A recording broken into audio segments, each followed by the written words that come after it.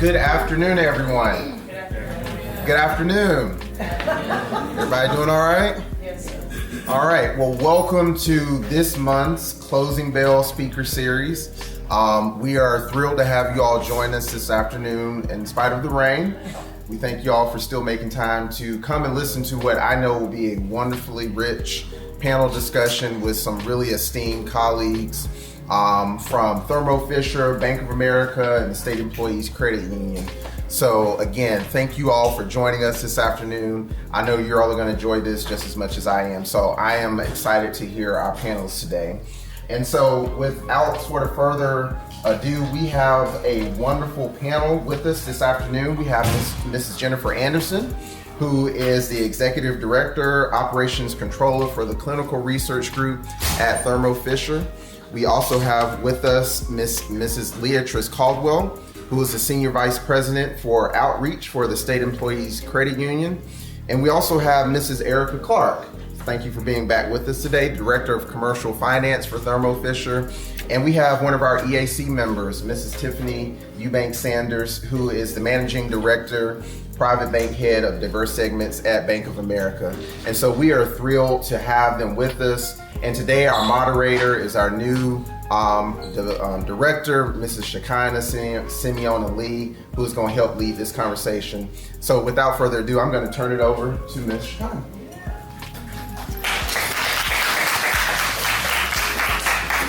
Hey everyone, I hope everybody's doing well, especially on this Thursday at 4 p.m., especially when it is raining. And it was raining cats and dogs. I got stuck out there. But I'm glad you all are here because we have a wonderful, just like Dr. Caldwell said, a wonderful slate of panelists. This is Women's History Month, so we're taking this opportunity to hear a lot of great information, advice, personal anecdotes from a women's perspective. So even if you are not a person who identifies as a woman, I'm sure all the men in here are allies. So as you hear this information, this is still for you because you're hearing some of the things that women experience, so you can better serve and support women, even as a colleague, as you start to go into your career. So thanks, Dr. Caldwell, again, for giving that wonderful introduction. So we're going to get started off with our first question. And this is to the entire panel. And again, thank you all for being here. We really appreciate you taking the time out. C-suite, business level folks, I know you all have a lot of emails, a lot of very important meetings to be to, right? So thank you for pouring into the next generation of future leaders. And we really appreciate that. So for the whole group, can each of you briefly share your professional journey, which I know is extensive from the bios that we all see, and can you also share a little bit how gender roles have played a role in your career progression?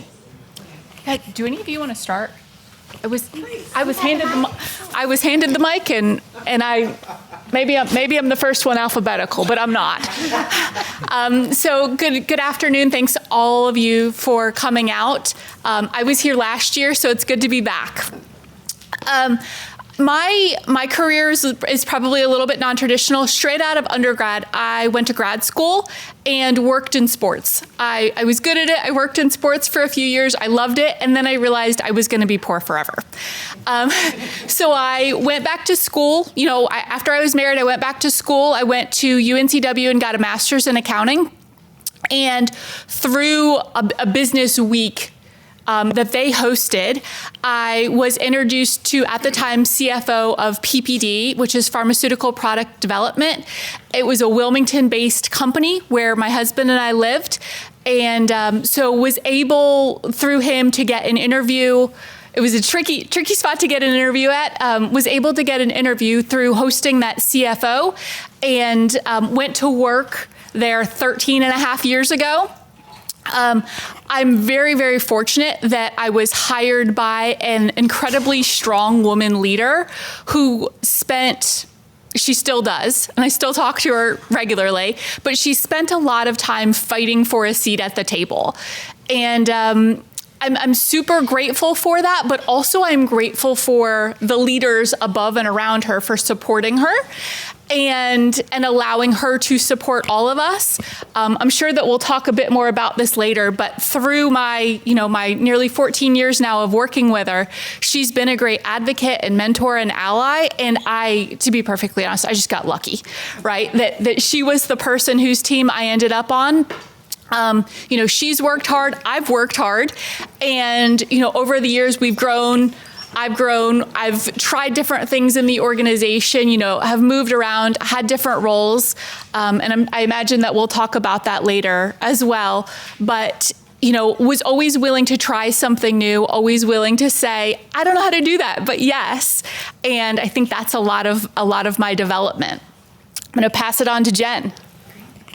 Thank you. I'm Jen Anderson. Let's see. My professional career has actually been quite long. Definitely older than most of you guys in the room, I'm pretty sure. So I'm not going to go through everything. I'll give you just some of the highlights. I'm from California, so grew up there and went to San Diego State for school. Actually got into public accounting right off the bat out of school with PricewaterhouseCoopers. That was my first role. It was very lucky. It was during the dot-com bubble or boom. I'm sure you guys read about that. Hopefully read about that in history. Yeah, in business history, because it was such a profound time when so many companies, there's so much money in the industry and so many companies were going public, and there was just so much economic availability for things to happen. And so it was a really exciting time to join public accounting. I did that for a few years, realized I could not work those hours for very long. I didn't want to do that. Went out into industry and then worked for several semiconductor software companies. I worked for Netflix for a bit when they were launching streaming. I'm not sure if you all know, they were a DVD business originally. So we were transitioning the business. It was a really exciting time to be there. And then I moved out here to North Carolina to work for Red Hat out in Raleigh for 6 years.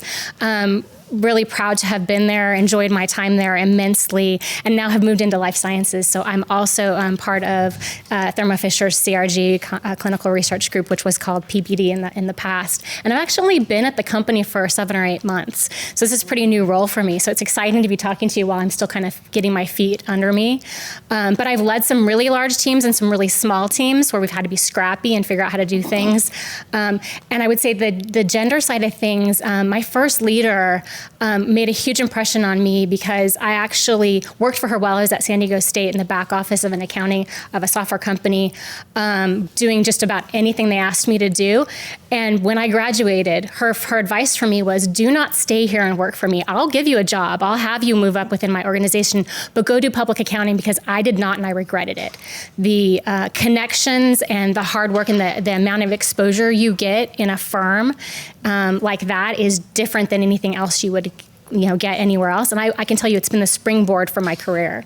And the connections I've made there have, lasted me this whole time. So.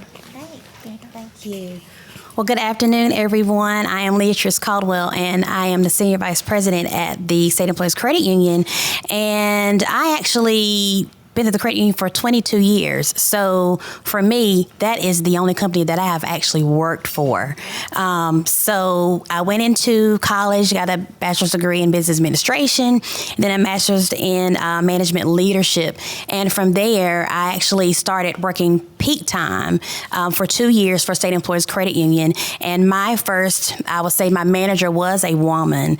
And for that was actually hard to get into. They say, hey, it's so hard to get into State Employees Credit Union, especially if you want to make it a career. But I stayed at State Employees Credit Union for 2 years for peak time, and then went on to full-time into a member services position, and then into a loan officer position, which now graduated to a VP of outreach. And then within less than a year, I became an SVP of outreach for the state.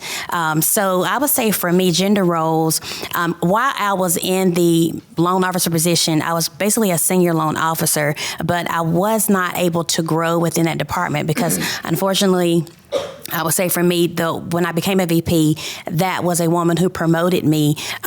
So as it pertains to gender roles, you just sometimes you have male mentors and then you have female mentors. I want to discredit my male mentor, but at the time, I would say I did not elevate until I became a VP, which was by a woman. So I had a lot of mentors and support of women and men, but just it's important to have that circle around you that could advocate for your promotion.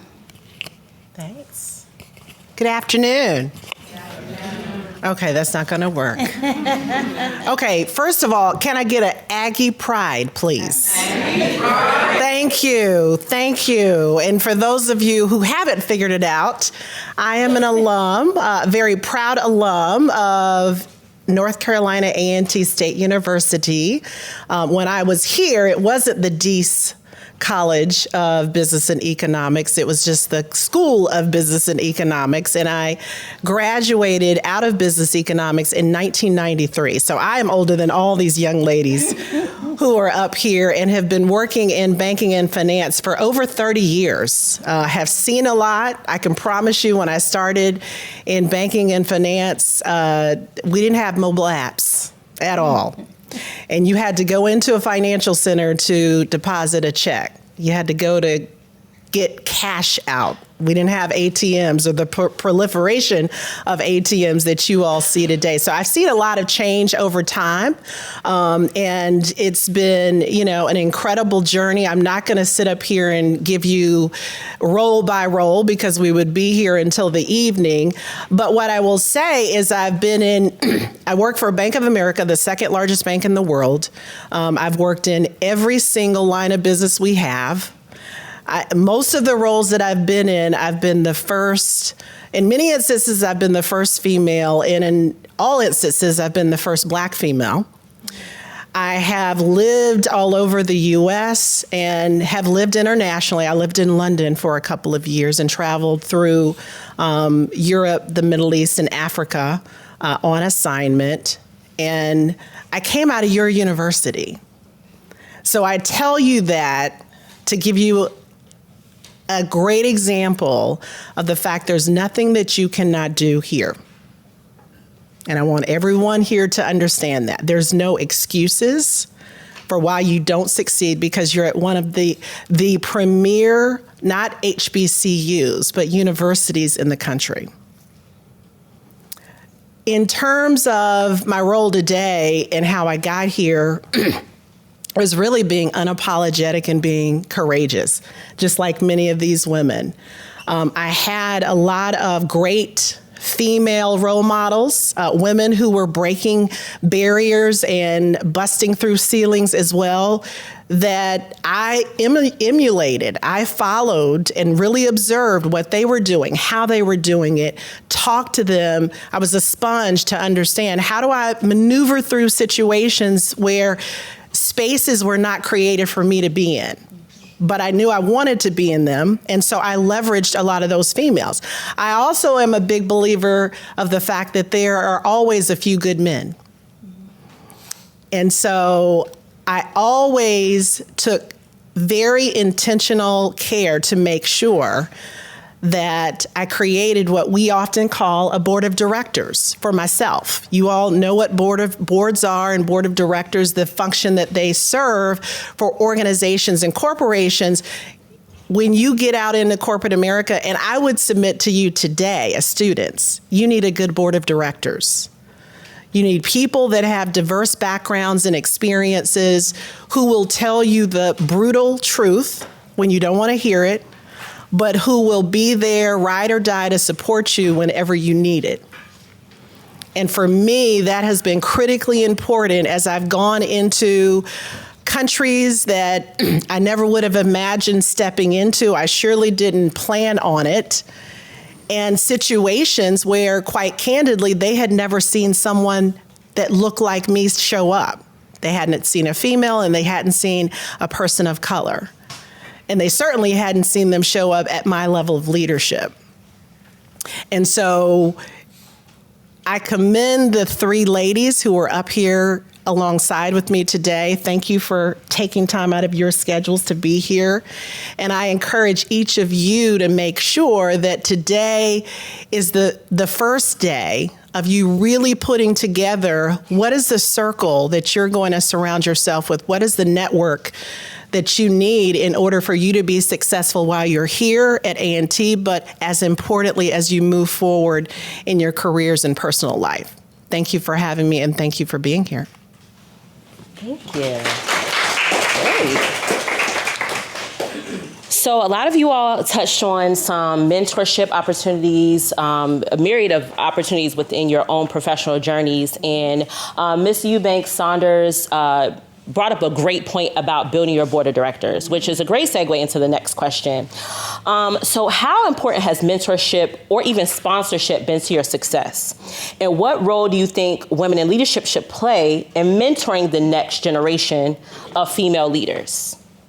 I know you touched on it, but it was you know, it's a good little layup, right? Yes, thank you. So I would say it's very, very important. I think for me, being around like-minded individuals, whether male or female, like I said earlier, I've had great male mentors, and I just surrounded myself around people who could advocate for me, where I didn't have to prove my skill set. Right? So be confident in your skill set and just know that you have people advocating for you. Make sure that you surround yourself, read books. There's plenty of books out there that I've read. One of being The Six Figure of a Businesswoman. That is a great book to read. But just educate yourself and just indulge yourself in reading about the advocacy for yourself and in the business world and the corporate world, because it is important to make sure you have that foundation before you release yourself out to the corporate, because it's going to look different. It's going to look very different than your campus. And so it is very important that you create that mentorship here, start here, and then as you go out beyond college, make sure you surround yourself around like-minded people. I'd like to further say that mentorship has been incredibly important to me in establishing the different stages of my career. But more than that, I've really enjoyed being a mentor. I've been part of several formal mentorship programs within the companies I've been at. And I think I've actually learned more from the mentees than I would have expected. Just the broad points of view and the diversity and people at different generations that come in and the skill sets that they have and just the excitement. It gives me a level of excitement I didn't have necessarily. So give back, try to be mentors to others as well, because you'll get it back in spades. Mm-hmm. You'll create that network for yourself that'll last throughout your career because of it. I can't even say enough about mentorship. Yeah, I wanted to touch on one of the things that Ms. Eubanks-Sanders said. Find people that will be honest with you, even when it's hard. And it's so valuable, right? For someone to be able to say, you did a really great job. Here's what we need to work on. Here is how you can present yourself differently. Here's how you could have framed that differently. Here's how you could have sold it or closed it or whatever you're trying to do. Here's an alternative way to be a more powerful, better version of you, but that is never going to try to change who you authentically are, right? You need to find your brand. You need to be clear on your brand, and those mentors and sponsors, they will absolutely know you and be able to sell your brand, right? As they are advocating for you, you want them to know very clearly who you are, but you need to be willing to take their feedback about how to be a slightly better version of your brand, because Coca-Cola and Nike and all of the other big companies, they are always looking for ways to improve and to be a little bit better. And we have to do the same. Yeah, so I love that point. Thank you. Yeah.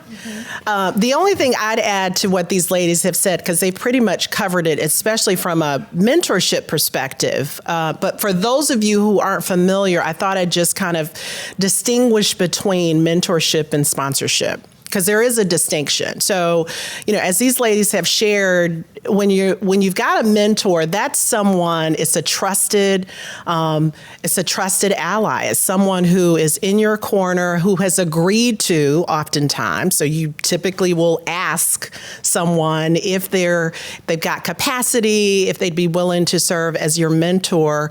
And that individual is somewhere you can go to bounce ideas off of. It's somewhere you can go to get honest feedback. Typically, they will observe you in your environment, in your work environment. And I would encourage you to invite your mentors to sit in on a meeting or to review your work so that they can provide that candid feedback on how you can make it better.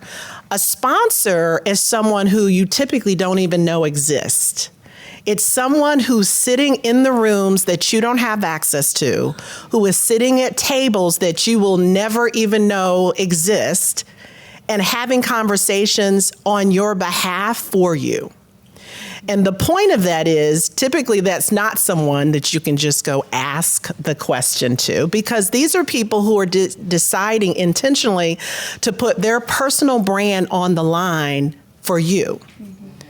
They're willing to stake their reputation on what you're going to deliver and how you're going to show up. Whether it be advocating for you to get a job opportunity that might be stretched for you, where you've never done something before, or whether it be them advocating for you when someone else is coming for you and you don't even know it, and they're stepping up to say, oh, no, that is not this person. This is what I've seen. The point here is that you never know when people are watching. Sponsors come to your aid because they've seen something in you that they want to invest in. They've seen you work hard. They've seen you show up very well. They've seen you present yourself in a way that says, this person is serious about their career. They want to succeed. They're the right type of talent, and I want to be a part of their success. I want to support them. So while I know it's sometimes difficult to motivate ourselves to dress a certain way or behave a certain way, show up on time, be active, sit in the front of the room, ask questions, all the things that you all have heard people suggest to you and your professors, your counselors all the time, it's important because it makes the difference between you being noticed by someone who could be the person, the difference between you having an opportunity and you not having an opportunity, or you allowing someone else to get noticed instead of you. Great gems. I hope you all are taking some notes and thinking about some of these people who are in your lives that could take space and be that type of support for you all. I want to ask this next question, and I'm going to put it in a context because I know everybody in faculty and in staff will tell you all are amazing, we support you. But as much as you all hear this, sometimes it's like internal confidence, right? And then that tricky little 2 word comes into your head, and it's your imposter syndrome, right? I know everybody has heard that word. And as all of you all, it's March. So, a lot of you all are going to internships. Some are graduating, going to different jobs. And a lot of these spaces are going to be new. You're not in your Aggie bubble anymore. You really have to flex a lot of the things that you learn in the classroom and in your organizations and really put forth that effort. So when it's speaking about imposter syndrome, have you experienced it at any point in your career? I know somebody has. And how did you overcome it? And what advice would you give to other women who may be experiencing these feelings? I'm so happy that I have the microphone for this one because this is something that I deal with every day. I think that it's actually something you shouldn't try to fully overcome because you're probably not challenging yourself if you don't have it a little bit, because you're not putting yourself out there to do things that are uncomfortable. So it's kind of natural and normal to go, hey, should I be here? Did I do all the things? Do I have the right answers? Can I get in front of this audience and speak to them? But if you don't have that a little bit, it means you're probably not pushing yourself. I think it's actually really important. It's kind of an indication that you're trying harder. And I think there is a way to sort of minimize that imposter syndrome. It's do your homework. It's be good at whatever you're trying to be good at in your profession. Learn whatever you can learn. Do research ahead of time. Also be willing to say, hey, I don't know the answer, but I really want to learn it. I think Erica said that before. That is my favorite thing to hear from somebody on my team. Those are the people that I will be a sponsor for, and I'll be like, hey, she hasn't done it, but she really wants it, and I know she's got drive, and she's going to do well. So I look out for that for people when I'm trying to, stand up for them for promotions and things. So, anything? Yeah, I think that anyone that tells you that imposter syndrome, that they've never experienced it, they're just not being honest. It's one of those things, again, like Jen said, if you are not experiencing this at some point, you are far too comfortable, you're far too complacent, and you need to reevaluate what your ambition is and figure out how to push yourself a little bit harder. I also wholeheartedly agree, that some level of discomfort is good for us all. I think it's valuable to be learning, and growing and trying to evolve. She said it all. I think we can echo a lot of it, but I will add to this, for those who have not experienced imposter syndrome, for me, I would say that is a sign that you're not teachable. So you don't want to appear become arrogant that you can't learn. So I have some employees like that, and I will be honest, they will remain where they are. So I will say to you, and for me, I experienced it today, actually, in a meeting, and before I got here. So, and I'll be honest, and I had to just take a deep breath and say, okay, I had to be confident in what the answer that I gave and the result by my manager. And my manager told me, she said, you know what? You did the best that you could, and we're just going to let it sit. And so instead of me trying to prove myself, I actually became at peace with that, because not that she made me feel validated, it was just because I felt confident that I did the best that I could. So trust your instinct, trust your skill set, but also remain teachable. Yeah. Yeah, the only thing I would add to what these ladies have said, and Jen kind of alluded to it, which is with no failure, there's no growth, right? With no challenge, there's no growth. And if you always find yourself in a situation where you're confident, you got it, you don't have any concerns, then you're probably taking the easy stuff. You're taking the easy road, and that will get you nowhere quickly. So I would say to you that the biggest lessons I've ever learned have been from failure. Don't be afraid to fail. What you don't want to do is fail and not learn the lesson and fail again at the same things, because that's just not really making a lot of sense. But you want to put yourself in situations where you leave them better than when you came to them. And that requires you to be uncomfortable. It requires you to be in spaces and places and in situations where you question, how did I get here? What did they see in me? But as the comment was made, you just have to believe in what got you there will get you through it, and accept the fact that when you don't succeed the first time, there's growth in that. And so learn the lesson of what you could have done better, how you're gonna show up differently, what skill you need to really hone in on or develop further, and then knock it out of the park the next time around. To sort of tie back the last question too, I think that having a mentor that can pick you up in those moments of imposter syndrome and say, I understand that you are lacking confidence right now in whatever thing, right? I've had moments where I've said, I'm a terrible wife, I'm a terrible mom, I'm a terrible employee, I'm exhausted, I'm worn out, I'm not doing, I feel like I'm doing a 40% job at everything because I'm trying to do it all. And having someone look at me and say, but you know what? Your 40% is way better than a lot of other people's 100%.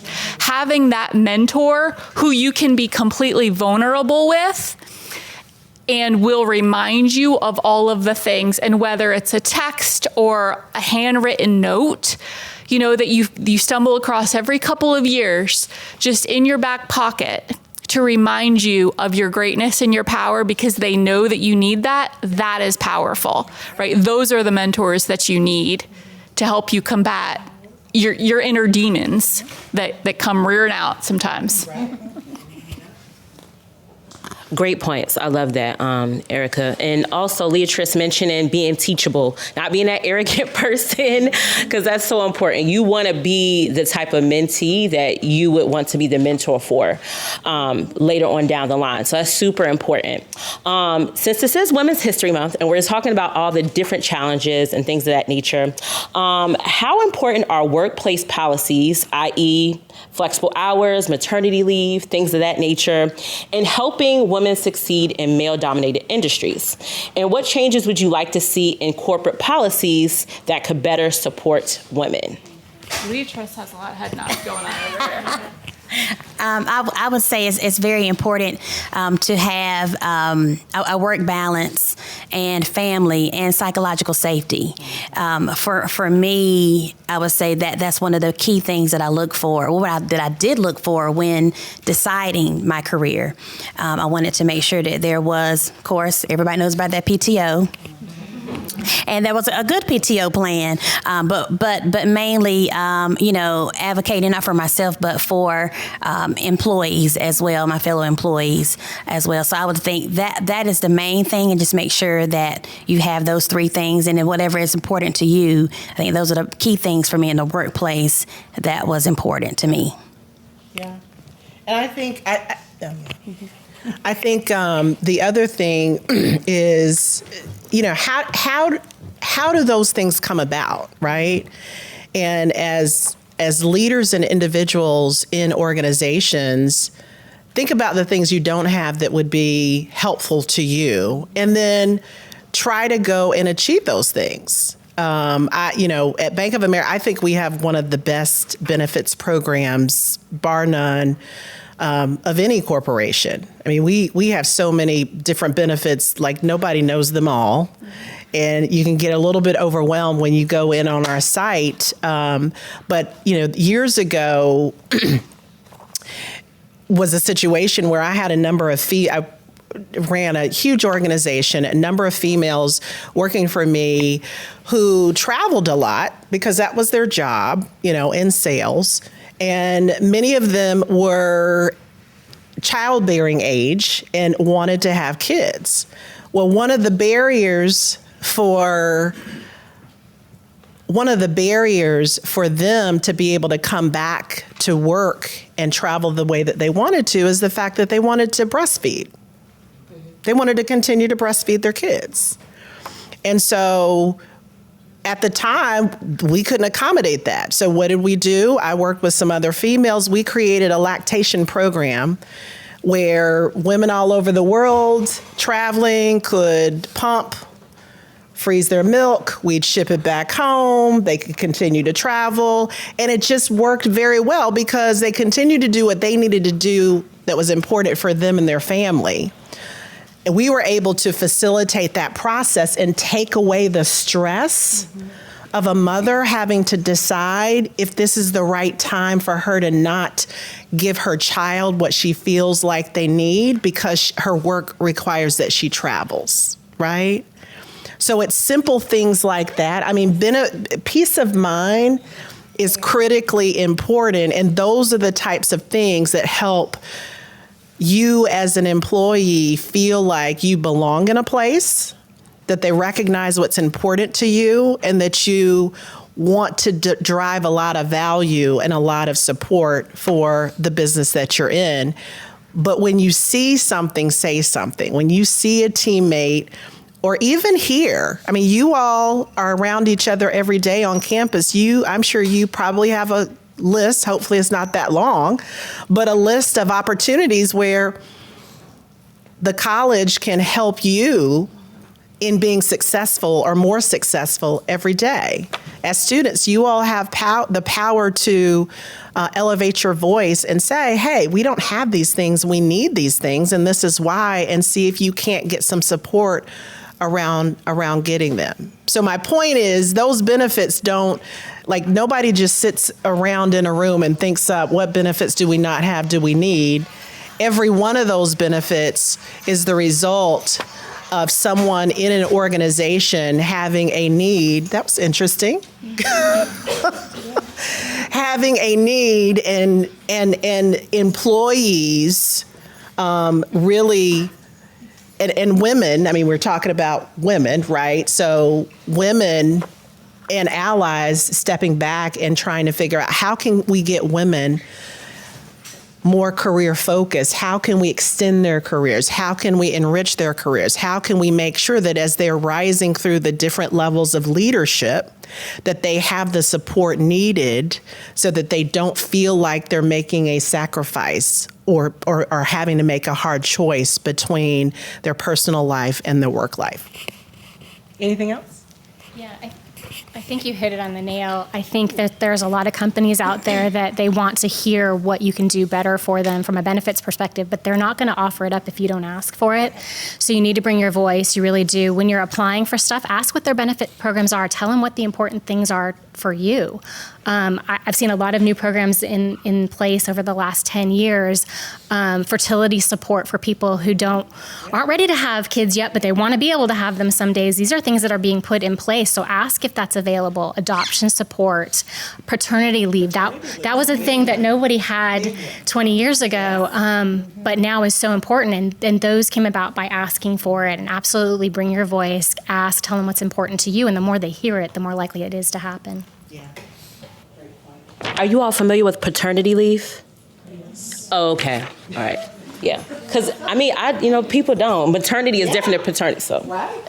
I did want to add one thing, and as far as the therapy, that's free. So they offer that through the employment. If you have their benefits, the therapy sessions are free.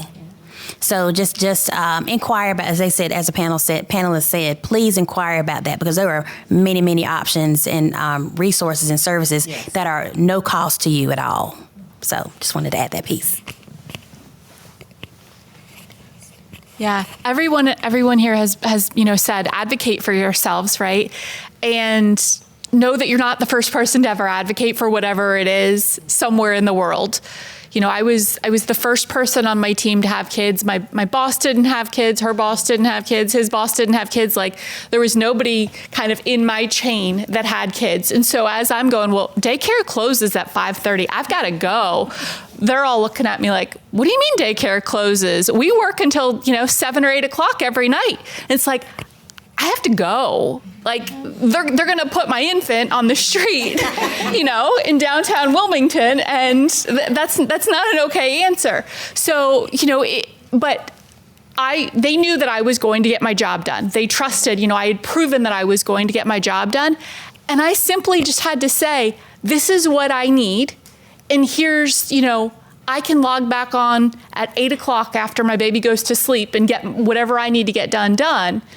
And I had to be accountable to that. But know that you're not going to probably ask for something that someone somewhere hasn't asked for. You might just be the first one in your organization to ask for it. And that's okay. And I know we're all mentioning like the kids things, and I see like a lot of ladies, their eyes is glossing over like, I'm not ready for any kids anytime soon, which is how you all should think. You don't need any kids right now. But also thinking about what you all were saying, what you need at 23 and 24 in terms of benefits. Maybe you just need good medical and dental, right? And a therapist, right? But when you start getting a little older, maybe find a partner or a person, you're like, maybe this is, what I want. And as you're starting to look for those different jobs and careers, make sure they have those maternity programs, have good options and things of that nature. So what you might need in benefits will vary in what part of life you're in. You know what I'm saying? All right, so everyone, how have you seen corporate culture evolve over time in terms of supporting women? And what areas need significant change? I'm sending this to Tiffany because she's been in corporate culture. Yeah.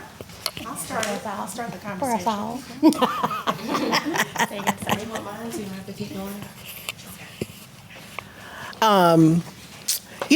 The reality is women have come a long way in terms of corporate America. We still have a lot further to go. When you look at the number of women in C-suites, the top level organizations or top levels of their organizations, when you look at the number of female CEOs, women are 50% of the population. So theoretically, we should represent 50% of, being CEOs, leaders, so on and so forth. And we don't. As you go into, there's not one corporation you'll find where as you go up the chain, it doesn't become more male dominated. But it's better today than it was.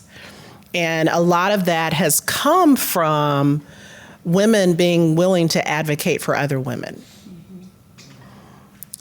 And women who have been given the opportunity to come into a role that wasn't meant or built for her, and making sure that before she left it, she brought in 3 or 4 other women, right? That's how you evolve. That's how you change. I mean, I'm in the banking industry, which is so, I mean, historically, think about it.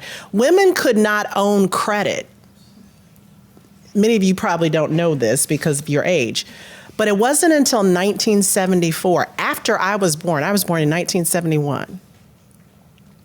It wasn't until after I was born in 1974 when the Fair Credit Act was passed in this country, and women could actually own a credit card in her name without her husband on it. So when you think about just how far women have had to come from in terms of bias that was built into systems that were created, and where we are today, I mean, it's been a pretty good run. It has been a pretty good run, but we have to keep going, and we have to keep making sure that, you know, the next generation, many of you ladies who are in here today, younger girls who are in high school or junior high school, that they have good role models that they can follow, they can look to. I always say you can't be who you can't see, right? If you can't see somebody somewhere that looks like you in a position, an elevated position, oftentimes it's hard for you to see yourself in that position. And this gets back to the whole point that was made before.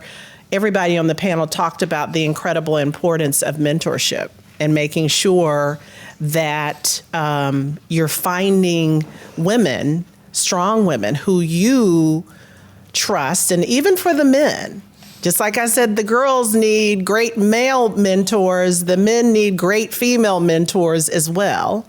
But finding good mentors, strong mentors who have done some of the things that you want to do, who've overcome challenges and obstacles, so that in your organization you can achieve things that have not been achieved before, and that you can navigate your path with the support of people who know how to get there and know how to maneuver and know how to support you as you're moving through the process. But like I said, I mean, women have come a very long way. I mean, you know, we've had a female run for president a couple of times over the last, couple of decades, right? I mean, Kamala wasn't the first one. Hillary wasn't the first one, right? We've yet to have that succeed, but we're going to get there at some point. And in corporate America, it's just about making sure that as you elevate and move on, I always say, as you climb, bring someone with you.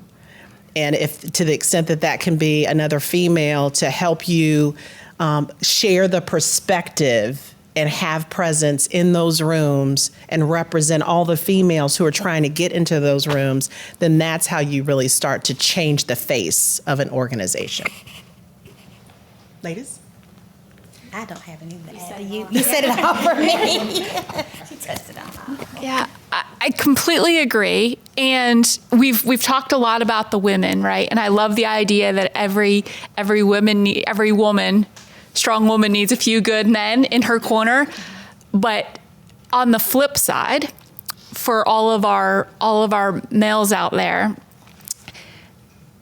there is no wrath like a woman that you dismissed because you didn't think she could do it.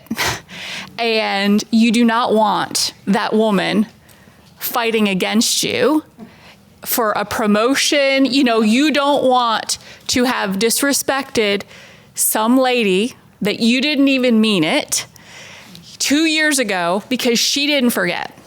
And so when she's got somebody up for promotion, your manager has somebody up for promotion, she's going to tell everybody, and that's just how it works. So we've talked a lot about the women, but all you guys, you need to have a few good ladies in your corner as well. And yeah, be kind, right? Like treat everybody like you want to be treated is really the overarching message. And sometimes your board of directors can be peers. I think we think that they always have to be a mentor or a higher sometimes people can check you a little bit better when they're at your level, and you very much so need that to be checked every now and again. So, this is our last question. Thank you all so much. It's been so good. Been catching a lot of stuff. So what advice, just in totality, would you give young women? And now that our young men, I'm glad you broke that little fourth wall, Erica. Just starting out in corporate, and what kind of meaningful impact while navigating either gender role, either a male or a female? Figure out your brand, own your brand. It's quite simple. Do you want to be known as the person that shows up on time, always looks neat, always looks professional, does a great job, or do you want to be the person that rolls in with a little bit of bedhead, 9:15? Everybody's like, where does she sounds like she hasn't talked to somebody yet today. You can tell first thing in the morning. We live in a remote world, right? A lot of calls, those 8 a.m. calls. I'm like, ooh, you sound like you haven't spoken yet today. Do a little singing in the shower. I don't care what it is, right? But find your brand. Find your brand and make your brand clear. Okay, I'm gonna turn your camera on. That is one of the things that drives me absolutely bonkers is so many people that don't turn their camera on because they don't do their hair that morning. Put a hat on, I don't care. Turn your camera on and look at people in the eye and connect. If you can't be in the office, and we're all remote a lot of times, turn that camera on. It's really important. You're gonna show up differently than everybody else who has it off. You gotta step ahead just by doing that little bitty thing. Look people in the eye. I wanna say also, know your worth. When you're applying for jobs, do your research, ask for what you think you're worth, but also sometimes be willing to take that role that doesn't pay what you want but gets you the experience you want, because that's more important at times. So there'll be times in your career where you really want to go for it. You've earned that money and you should ask for it. You really should. It's going to get you there. My husband reminds me all the time, ask for what you're worth. And he's in my corner, so this is awesome. But just be willing to also choose, do I want experience or money or both? Sometimes you can't get both, and that experience is really worth it. That's good. I would say be slow to speak and quick to hear. That should be very familiar. Yes, that's right. So as you approach the corporate world, everyone has their opinion, right? But just assess the meeting, and not saying that you have to be quiet, but just listen in the room, and I promise you will have an opportunity to speak. And then that will also elevate your voice because you allowed everyone else to speak, and you never know what you say will be a whole lot worth more than what that person said next to you. So I would just say, as you beyond college and you assert yourself, be assertive as well, but be slow to speak and quick to hear. Well, they always say you have 2 ears and 1 mouth for a reason. That's right. Right? You should be listening more than you're talking. There are so many things I could say, honestly, because it's a big transition. It's a huge transition, and I think sometimes people underestimate the transition from college to what I call the real world. And so don't underestimate it. Prepare for it. While you're here, put yourself in a position where you do the research, where you do the due diligence, and you get a perspective. You all have the opportunity. Every summer you're here to intern somewhere. And they're not all paid internships. But what you will get in those 10 to 12 weeks of sitting in an environment with people you don't know and learning something that you didn't know before you got there will be priceless. Because you begin to determine what your brand's going to be, right? You begin to determine what type of professional am I going to show up as. I always tell people that you should act like the job you want versus the job you have. So whatever you aspire to do, let's act like that today. Let's dress like that. Let's walk like that. Let's show up like that. Let's talk like that. Let's perform like that. So, i.e., have the mindset that there's nothing you can't do, but approach everything with a level of humility.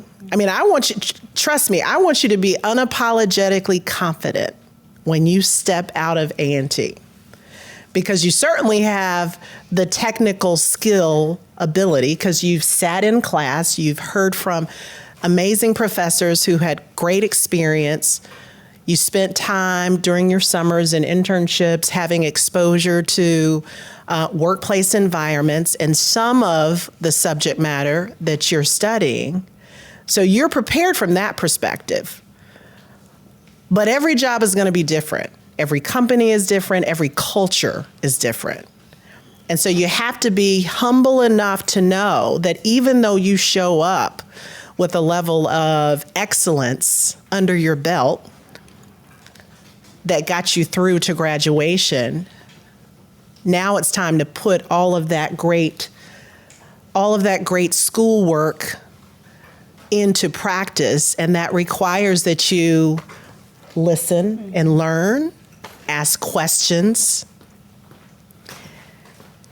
and create a network for yourself in your culture, your new corporate culture, that's going to allow you to feel safe to fail and to feel confident enough to go for things that you may not go for otherwise, because you've identified the mentors, you've had the conversations, you've raised the issues, you've done the research, you know your value, and you've asked the questions, right?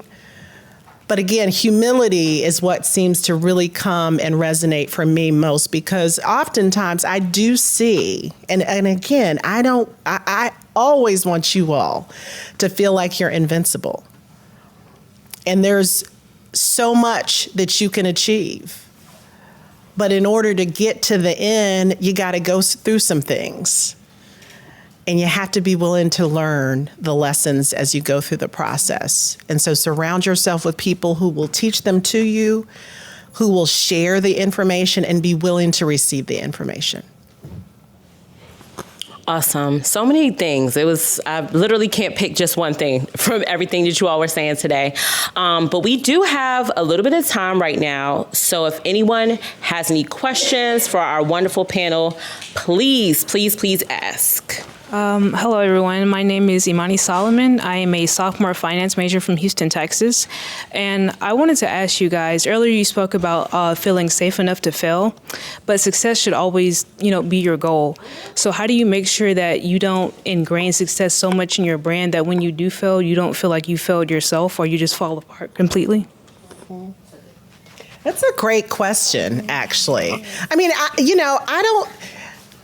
I don't know that anybody ever feels good about failing, right? I want you to be confident. I want you to feel prepared. I want you to feel like you can do almost anything. But I also don't want you to get overwhelmed when you strive for something and you don't achieve it. And so I always say to, people who work for me, people I mentor, even my family and friends, I always say, okay, give yourself 24 hours to sulk, right? Like, be in your feelings for about 24 hours, and then pick up yourself the next day, learn the lesson, change the activity, and move on. So it's okay to feel what you feel. You don't want to, because you'll end up on somebody's couch if you don't. So you need to feel what emotions, have been created from the lack of success. But don't let that overwhelm you to a point of where you're stifled and you can't do anything else. I would say, to add to that, change your atmosphere. Just take a walk. Yes. Sometimes different atmosphere could just need a breather. Like she said, just, don't stay there, but change your atmosphere and move away from the situation. And I promise you, it's not as bad as it seems. I think you all have said this a few times, but that support system you put around yourself, go to them, tell them what happened, have them help lift you up and tell you all the things you forget because you just failed in the situation. It was very acute. It just happened, but you got to remember all the other stuff that's gone well and all that you bring to the table, and they'll help you with that. I also personally, I've had opportunities where I've gone and asked for promotions and been literally told, you don't want that, you're not going to get that because you want to get, I was actually told, you want to get married and have a family. I don't think you want to do this job.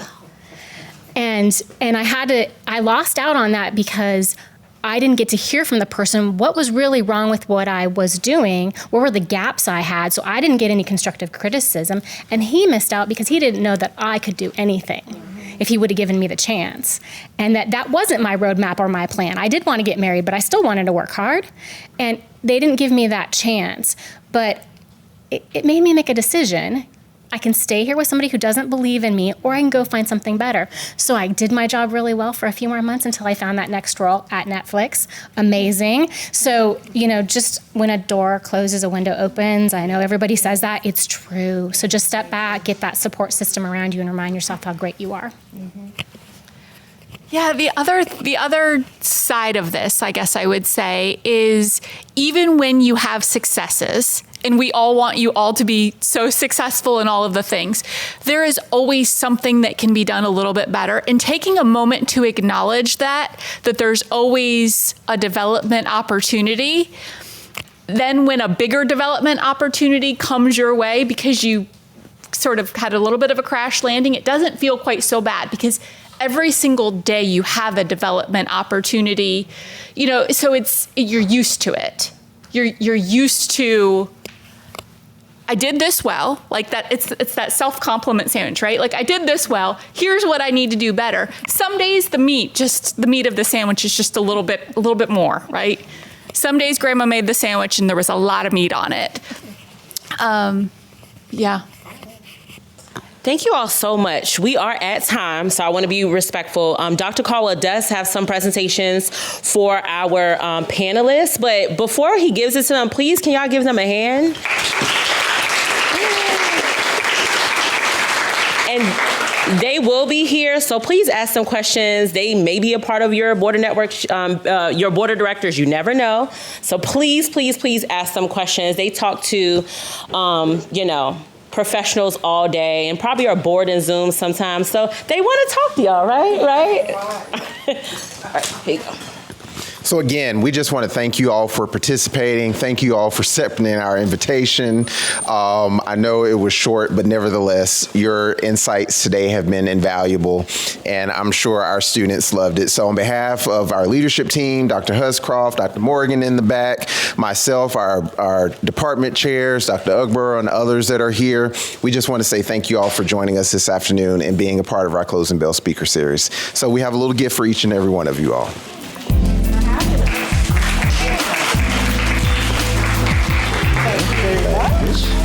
So my biggest takeaway was it's essential to find a good mentor that understands you and can acknowledge and validate everything that you are going through, because oftentimes mentors or even sponsors have been in rooms that you have not been in, and they can speak things into rooms and they can really elevate you and help you just rise to positions and levels that you probably would not be able to normally visualize or see yourself in. So it's always good to have someone always advocating for you in rooms that you're not in, and just making sure that you're your most authentic self and you find someone to just help you elevate in your career. So the Closing Bell Speaker Series offers a very diverse and unique perspective from different positions in the business industry, as well as just offering like tips and tricks on how you can elevate yourself, whether you are trying to build your networking, whether you're going and you're interviewing for an intern or full-time position.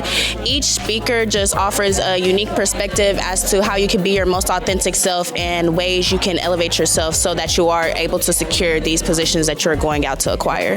I think one of the biggest takeaways for me personally was to really know your personal brand and really spend time and effort building your personal brand, because that's going to really carry you throughout your professional career.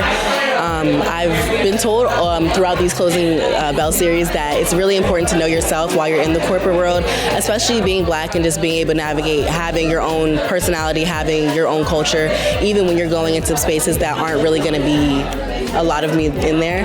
So I feel like to know and really understand who you are at the core, and to be able to carry that into rooms and have that be amplified when you go into rooms in a positive way that people really respect and really admire, and then to still be able to carry a professional demeanor about yourself as well. I think that balance is really, really important, especially being at a HBCU where there is so much culture and there is so much that we bring into these spaces, regardless from just our education and the things that we know, but we're rich with culture and just rich with experiences, and being able to balance those in a corporate world I think is really, really important, and they talked a lot about that today.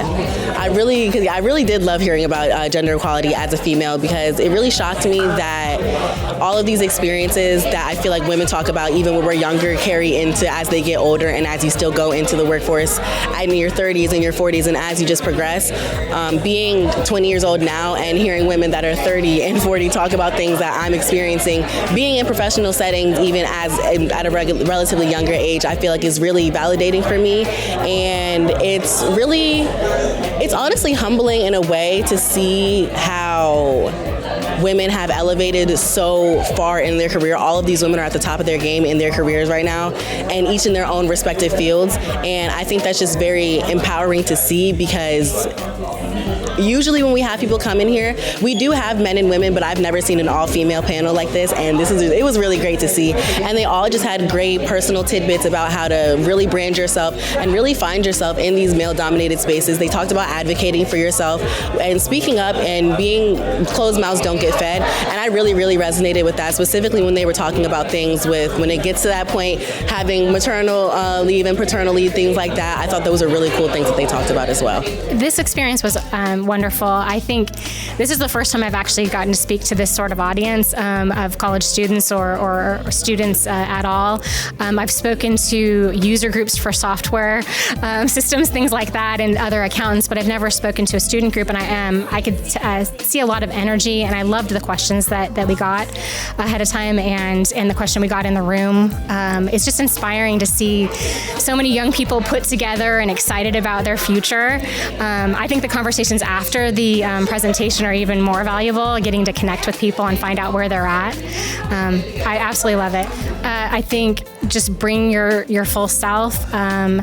I think there was a lot of advice today on the panel around professionalism and showing up and putting your best foot forward and really showing up for the job that you want, not the one that you have. So I think those are super important. I think those are things that I've lived by, and it's really helped me get ahead in my career.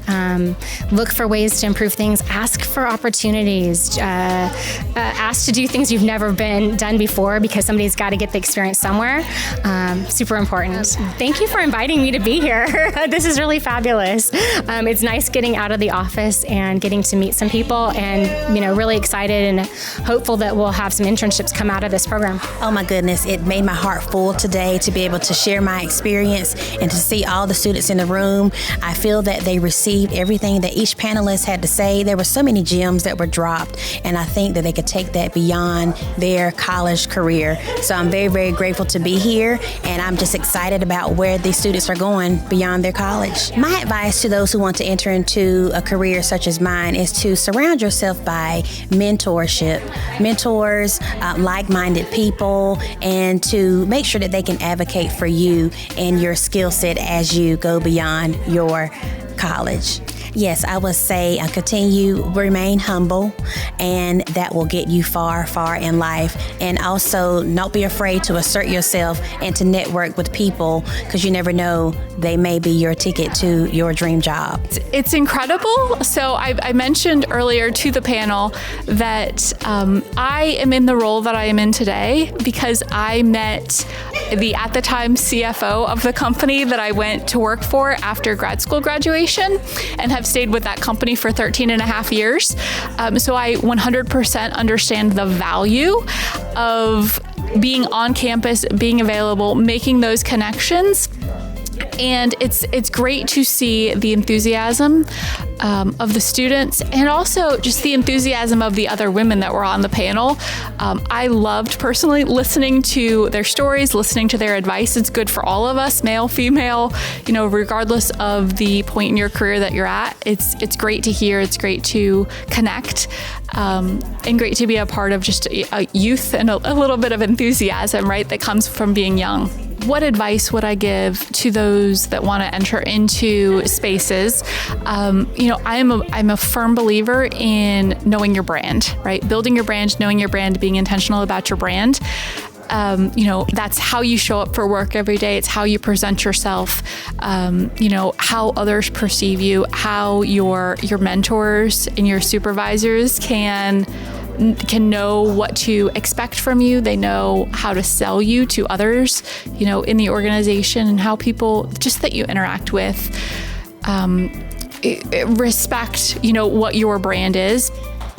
Other things, I think it's wonderful to find the things that you're really good at and lean into them. And then the other thing that I would encourage anyone young right now is to embrace AI. We are absolutely going in that direction. And, if you're not ahead of it, you're going to be playing catch up. So absolutely, especially for, those that are young, figure out AI now, because you're going to have to teach a lot of us older people in the coming weeks, years, months, all of it, decades. You need to lead the charge. This sounds hokey, but giving compliments to others makes people smile. And when you make other people smile, you in turn smile yourself. And so good days, bad days, be kind, give people compliments, because they pay you back in huge dividends.